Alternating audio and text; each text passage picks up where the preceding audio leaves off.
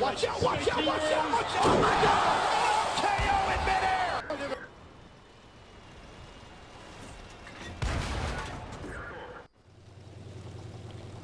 Hey guys, back for the game here today.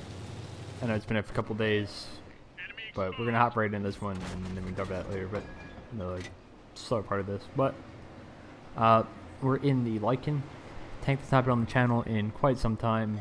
Tier 7 American rewards tank that I'm sure if you haven't got past couple Halloween events, probably a good amount of you got it this time as well. At tier 7, it's probably the best. I almost guarantee it's the best tier 7 light tank, even if you can't actually get top tier, because it's always going to be in tier 8 or tier 9 games, which if this thing could be top tier would be ridiculous. But this game isn't so much about the tank. I've done other videos, I believe, on Lycan with commentary. I could be wrong on that, but I'm pretty sure I have at this point. But if you don't, I'll do a quick little 6-shot autoloader, 150 alpha. Pretty nimble, not very fast, but it gets up to speed fairly quickly. Yeah, and just an overall really good tank. Overall, if you're looking at something to get for the Halloween event and you haven't already, I'd recommend this thing. Maybe even over the Hull and Hound, the tier 8 light tank that you can get as well. Both really good tanks for the tiers. Lycan's probably better tier. But that's just because it's kind of borderline OP. Just gonna be honest. But on this game, on Fisherman's Bay, it's more about the gameplay, and what I think is probably one of the better instances I've seen of defending the base. I don't like to try to toot my own horn or anything like that, but I think this game is probably one of the better base defenses I've seen, or at least I've personally done in the past year or so. So it's kind of interesting to watch. I honestly thought when it happens that this game, I don't know, it is kind of all over the place. But we go to the usual standard positioning to start the game, get some nice side shots, and it started with about 1200 damage. Granted, I will be honest, I would have liked to not lose the hit points to the Lycan after the game. That would have been okay with me. I don't like taking damage that early in my light tanks. I do like putting 6-hole shots into the side of a ball car. It's very nice. This game also took place during the +1/-1 and loaded dice event. Ooh, excuse me, it's been a long day. But yeah, so you know, tier 8 game, good matchmaking, best matchmaking we're probably gonna get in this tank. And you kind of see in this game, we've pushed the city, as you see on the map. They've only got one tank left in the city, and he should be down very soon. Still a very close game, but they've won the other flank basically because we just didn't send anybody there, and yeah, that kind of tends to happen when your team does that. But we still have a medium over there spotting them and kind of keeping them distracted, so while they're pushing on that medium, or distracted by the medium, oh god. We're gonna take advantage of their lack of attention to me. At least hopefully if the gun cooperated. And there we go, finally hit our last shot out of the clip. That should have been another 6 for 6, but unfortunately for us it was not. And this is the point where our entire team is on their side of the map. Almost. Jesus Christ, excuse me. And you can see their whole team is on our side of the map. So kind of weird. Excuse the hiccups. This is fantastic timing, by the way. We'll try to get through this. I'll try to get through this without, you know, sounding too awful. But yeah, they've pushed in. We're just gonna go with this, guys. And they are pushing into the cap now. So at this point, with my 175 pen, there's still a few of them that are side on, but now it's a T28 Prot, Defender, and I believe, if I can stop, KV4. And then another heavy is joining them as well, which could be a T32, I believe. So, with 3 people on the cap, on a what is usually for one person a minute and 30 second cap timer, it's much quicker. So we have to kind of react really quick. You see the cap timer's really going down. We got to spot them. Hopefully our spawner team can get a shot of damage off. That is not the case. Oh, never mind. Somebody did. But now we kind of have to do some of the work ourselves. So we're spotting for our team, which is good to keep getting reset. But there's 3 of them on the base, so we keep resetting the same person, and the defender has all the cap points, and we have to poke up. Somehow that wasn't a cap out. I don't know how. I believe just because they kept shooting the other 2, and I guess that just took a couple seconds off, or like millisecond. I don't know, but that was at 0, 0, 0. You got me. But let's just go with that, and that works. But now we're in a kind of a funky position. There's still 4 of them on the cap. And really, I'm just trying, one, to shoot the KV-4 on the side where I know I can light them on fire like every single time. Fun fact, I've mentioned this before. But I'm also, it's a very little thing, but if you may notice, I'm shooting the different tanks that are in the cap. Some people already may know to do this, but I highly, highly recommend doing it when you're resetting the base if there's multiple enemies in the base. It's not that it's always keep shooting the same one, because once you shoot one person once and do damage, that their cap timer is reset.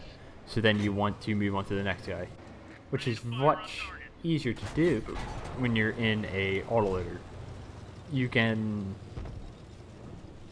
spread out the love, I guess. Let's put it like that, because reasons. But you see, we were able to rack up. I'm not going to ever keep up with what just happened, but we were able to rack up 4,000 damage and 1,300 assists, and the game is still not won, as I continue to hiccup and ruin this commentary. But we will go from here.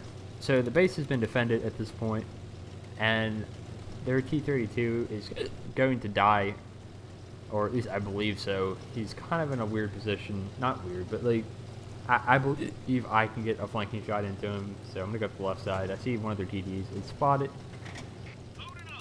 in the back corner, and he is in a platoon. I'm assuming that that's the T28 at this point that is spotted, and that the Iron Rain that is still alive is not spotted. Probably just, I'm not guessing a heavy tank's going to spot the Iron Rain. I doubt it. If he's using a bullet. So we see the T-32's actually made a kind of a smart play here. He's fallen back off the hill and it's killed the mutant. And now you're going to get into a fairly good spot, or utilize his surroundings to effective keep his tank in the game. There's actually a corpse of some other, I don't know if enemy or friendly tank, and he's going to actually hunker down behind that and kind of just spot our heavies in the middle, which is kind of annoying, but it's a good play by him. But right now we are trying to use our re-range and camo to basically just spot out the T-28, and maybe one of these heat shells will pen the amazing side armor, the T-28 prototype at some, or the T-28 at some point. And there we go, finally we penned the amazing like 50 millimeters of side armor, and then we're able to spot the Iron Rain when he fires, since we actually have the view range to do that. Or at least that appears what happened there. But now we're kind of, I don't say a dilemma, but we only have one full clip left. We still have 12 shells, but it's still a mix between the two. So I'm going to let the heat, I almost prefer not to, as their T-32A, or it's hiding behind a corpse, takes out our Carnarvon, unfortunately. So now it's 2v2, and I think our other heavy is a VK-100. So on paper, if he's using cover, he's a fairly hard target for either of them to pen, if he's side scraping or something like that. So I'm not too worried about him dying quite yet. At this point, I'm trying to get a shot on the T-28. I don't want to discharge him because he's probably easily can look this way, and I can't close the ground enough. And even if I do, I'm going to have to probably go up above the ridgeline there and expose myself to the T-32A. God, excuse me. And kind of leave myself open to getting shot by a heavy tank on their team, who is kind of showing he's got a decent understanding of what to do in this situation, so I don't really want to test that. Rather, I just kind of would prefer to use my re-range and my camo to try to outspot them, if it's possible. I think it's at this point, yeah, I spot the T-28 again, but again, look at him. It's a good thing we didn't charge in because he is looking that way to his right, but luckily he looks too far and we're able to squeeze a shot into him. Those shots of opportunity, they may not seem like a lot, but they can add up, and even from the one we penned earlier, now he's basically a easily clippable tank for us. He may have been before, but just slowly cutting into the enemy team. It's always a good thing. So at this point, I actually didn't know how much health the VK was on, and we see that he's only on 100 hit points, hence why he's playing so passively. That's a good thing. Like I said, it prevents us from being in a 1v2, and yeah. And it also lets me still utilize this side of the map without the T-32 basically having full reign of control on that side of the map, and then I'm kind of boxed in on the 1-2 line. So the VK being alive is positive for me because then it lets me do this play. Where, as you can see on the map, I'm actually within spotting distance of the T-32, but only if I fire. Right now my camo and such is still good enough to keep me unspotted while I try to make this play up the A line on their team. At this point I'm a little close, so I'm thinking I could likely get spotted here, and I really want to try to get a T-32, but I can't really see with those walls in the way. It's really annoying. And unfortunately, the T-32, who, even if you were looking for a shot, was still behind that hill. He's in a really just annoying spot. There's not much I can do about him. And we're trying to just poke. I don't really want to die. I'm obviously a one shot for either of these guys. And this is just an awkward situation. It's not something that's going to happen most games, but just that wreck being there gives him cover from the VK, and the terrain behind him in that spot prevents me from getting a shot into him. So my plan to try to flank him isn't going to work. Most games it probably would work, but it's just one of those weird situations where it just isn't. It's just not, and that's the beauty of World of Tanks. It's not every game is the same, and weird stuff like this can happen. But we finally do actually find a slight angle on the T-32, and we're able to punch one shell in and try to put the second, because the T-32, a Protoss turret, isn't good, unlike the very T-32.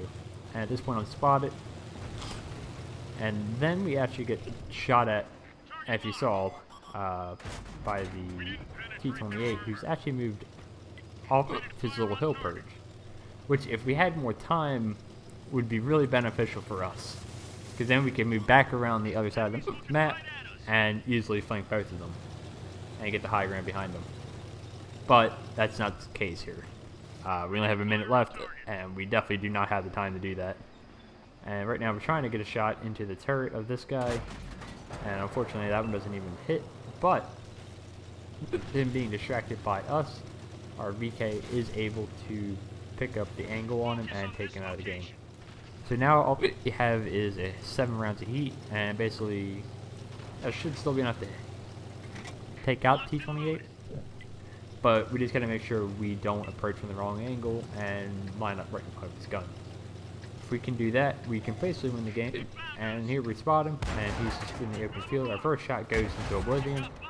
Because server reticle, I guess, but I don't know. And then we're able to just easily flank him and take him off the board. So, kind of a crazy game. Started kind of normal, went crazy with the base defense, and then it got into a drawn out kind of tactics game at the end. So kind of best of all the worlds, I guess. I feel like a little bit of everything of just normal map tactics, then transitioning into kind of crazy base defense, and then a tactical, I guess, thinking game versus the enemy team. So again, you can see the T32A on their team had a hell of a game, 4,700 damage. So GG to him, but just not quite enough, and we were able to use our mobility, I guess, to our advantage. So that's the Lycan. Another really good game in it. Hopefully I don't have the hiccups next time. And there we go. I will catch you next time, hopefully without the hiccups. See ya.